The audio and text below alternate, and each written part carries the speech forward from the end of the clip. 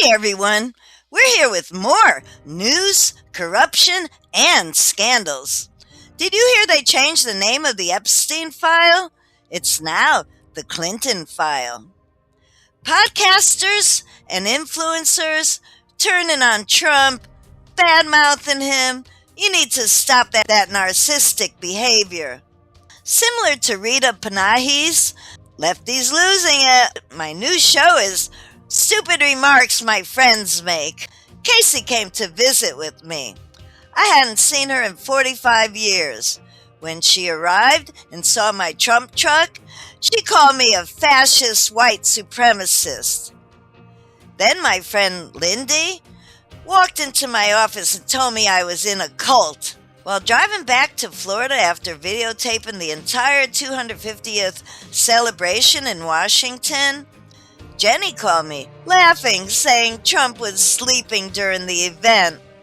A few minutes later, Katie called me and told me 600 veterans started a riot and got arrested there. A couple of years ago, while I was shooting my first video at the Yuma, Arizona border wall, Jenny called me and insisted all the migrants there were being checked for COVID. Another time, Jenny called me and told me Elon isn't really a genius, nor is he an engineer. So I had to Google that. I copied the information, pasted it, and emailed it right back to her. Jolene, my friend who lives near Palm Beach, she really enjoyed telling me that Trump was involved with Epstein.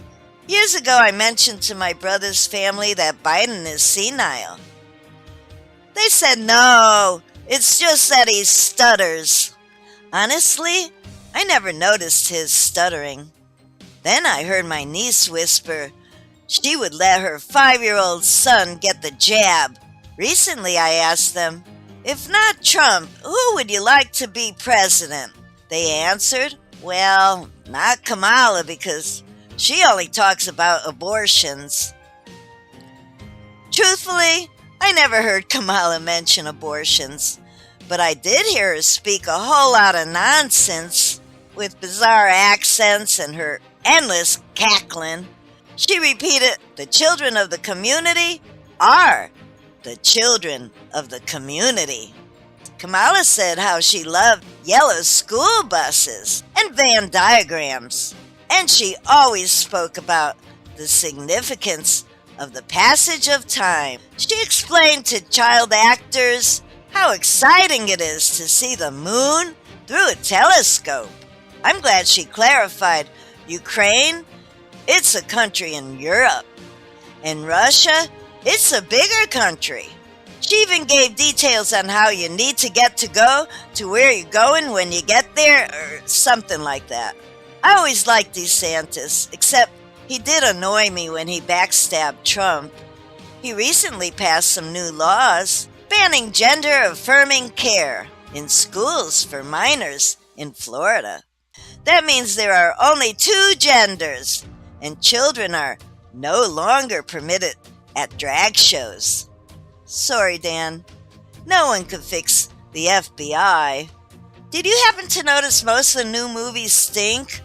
Except for Melania's new documentary.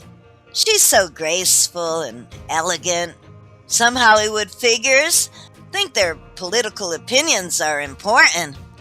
I truly liked a lot of them, till they got TDS.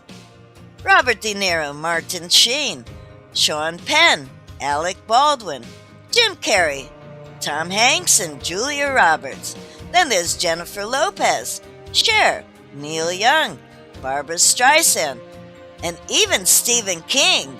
Some I never liked, like George Clooney, Drew Barrymore, Whoopi Goldberg, Meryl Streep and Kathy Griffin, Chris Rock, Howard Stern, and especially Oprah. By the way, does anyone know what happened to Obama's chef? Or for that matter, Hunter's laptop? Do you remember when Biden said Hunter is the smartest man he ever knew? I can't help to wonder what happened to all our resources. Now, maybe Jill will be investigated for elderly abuse. They had so many embarrassing moments. I don't have enough time to list all of Biden's gibberish talk. He talks about kids that like to rub his hairy legs, and how he loves kids jumping on his lap. I hate to see when Joe sniffs the hair of all those little girls. And Joe gets really creepy when he whispers. For 4 years, Biden never did anything. He never even knew where he was at. He got names, titles, and countries incorrect daily. He talked to ghosts. And he always shakes hands with invisible people. He never could find his way off stage either. Joe spoke about a bad dude named Corn Pop. Biden could count 2 words. Made in America. That's 3.